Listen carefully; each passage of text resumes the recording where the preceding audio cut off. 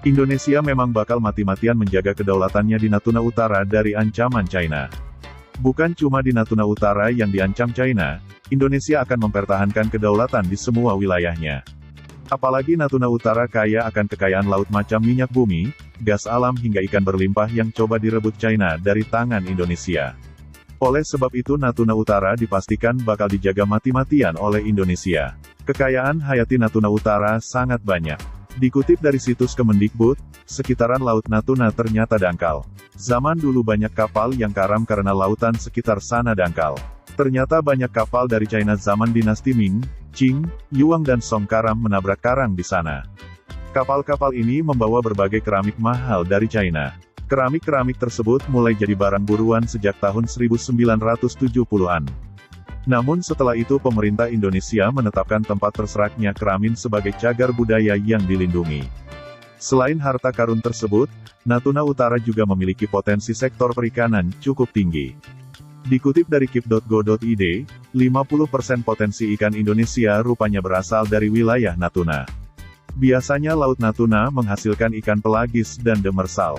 Jumlahnya pun bisa memberi asupan protein ikan bagi masyarakat Indonesia lantaran per tahun tangkapan ikan pegasi mencapai 327.976 ton per tahun. Sedangkan ikan demersal mencapai 262.308,8 ton per tahun. Dan nelayan Indonesia baru menangkap kedua jenis ikan sebanyak 99.037 ton per tahun, masih sangat banyak sisanya. Inilah yang membuat nelayan Vietnam dan China ngiler melakukan illegal fishing di Natuna Utara. Bagi yang belum paham, ikan pelagis terdiri dari ikan tuna, marlin, cakalang, tenggiri, hingga ikan pedang.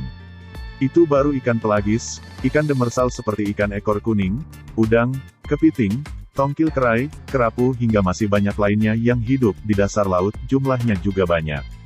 Per tahun Laut Natuna menyediakan ikan demersal sebanyak 159.700 ton. Baru ditangkap oleh nelayan Indonesia sebanyak 40.491 ton per tahunnya. China yang mengetahui semua ini dibuat kesengsem dan ingin mengulangi aksi kolonial bangsa Eropa zaman dulu dengan merebut Natuna Utara. Bahkan China sudah memprotes pengeboran minyak bumi yang dilakukan Indonesia di Natuna Utara. Aneh, Indonesia yang punya rumah namun tetangga protes pada tuan rumah. Muhammad Farhan, seorang anggota parlemen Indonesia di Komite Keamanan Nasional yang mengetahui persis isi surat itu menyampaikan tegas jika Natuna milik Indonesia sampai kiamat. Jawaban kami sangat tegas, bahwa kami tidak akan menghentikan pengeboran karena itu adalah hak kedaulatan kami, kata Farhan seperti dikutip dari Reuters, Rabu tanggal 11 November tahun 2021. Walau ada nada ancaman dalam surat tersebut, Indonesia tegas menolak klaim 9 Das Line China di Natuna Utara. Surat itu sedikit mengancam karena itu adalah upaya pertama diplomat China untuk mendorong agenda 9 garis putus-putus mereka terhadap hak-hak kami di bawah hukum laut, kata Farhan. Indonesia tahu China bakal main keras di Natuna Utara suatu hari nanti. Maka Indonesia juga harus kasih yang keras kepada China. Sehingga bila terjadi huru-hara di Natuna Utara maka PBB akan membela Indonesia karena masuk dalam kategori perang untuk mempertahankan kedaulatan negara. Natuna kini sudah diperkuat oleh Indonesia dengan penempatan militernya. Analis pertahanan, Rizwan Rahmat, menjelaskan bila Indonesia telah membuat Natuna jadi keras dengan perangkat militer. Dan meskipun Indonesia bukan penuntut dalam sengketa Laut China Selatan antara China dan beberapa negara Asia Tenggara, Indonesia telah dengan cepat mengeraskan Natuna dengan instalasi militer. Termasuk fasilitas pembangunan kapal selam, dermaga yang dapat menampung kapal perang yang lebih besar seperti kapal serbu amfibi dan fregat, dan pangkalan untuk pesawat militer seperti helikopter Apache dan Sukhoi. Jelas Channel News Asia melaporkan pada tanggal 5 Mei tahun 2022. Rizwan sampai kaget Natuna bisa dipercepat Indonesia dijadikan pangkalan militer. Selama 5 tahun terakhir, saya belum pernah melihat sebuah pulau di Asia Tenggara yang dimiliterisasi secepat di Kepulauan Natuna.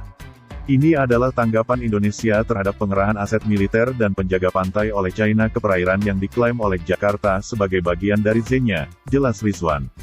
Respon Indonesia tepat mewajib militerkan Pulau Natuna. Hal ini lantaran China pernah menegaskan tak bakal peduli mau Indonesia menerima atau tidak bahwa Beijing berhak atas Natuna Utara. Saya ingin menekankan bahwa posisi dan proposisi China sesuai dengan hukum internasional, termasuk UNCLOS. Jadi apakah pihak Indonesia menerimanya atau tidak? Tidak ada yang akan mengubah fakta objektif bahwa China memiliki hak dan kepentingan atas perairan yang bersangkutan, Natuna Utara. Pihak Tiongkok dengan tegas menentang negara, organisasi, atau individu manapun yang menggunakan putusan arbitrase yang tidak sah untuk merugikan kepentingan China, ujar jubir Kemenlu China Geng Shuang pada tanggal 2 Pembangunan Januari postur ideal militer Indonesia terus Sampai di digenjot sini oleh Indonesia pemerintah. harus paham bahwa China memang tak pernah mau melepas Natuna Utara. Namun pakar asing yang tak mau disebutkan identitasnya menjelaskan bahwa Indonesia sudah paham mesti melakukan apa di Natuna Utara. Meski awalnya kurang paham apa itu kesadaran domain maritim. Mereka Indonesia, mengerti apa yang harus mereka lakukan, tetapi mereka perlu memutuskan siapa yang memimpin.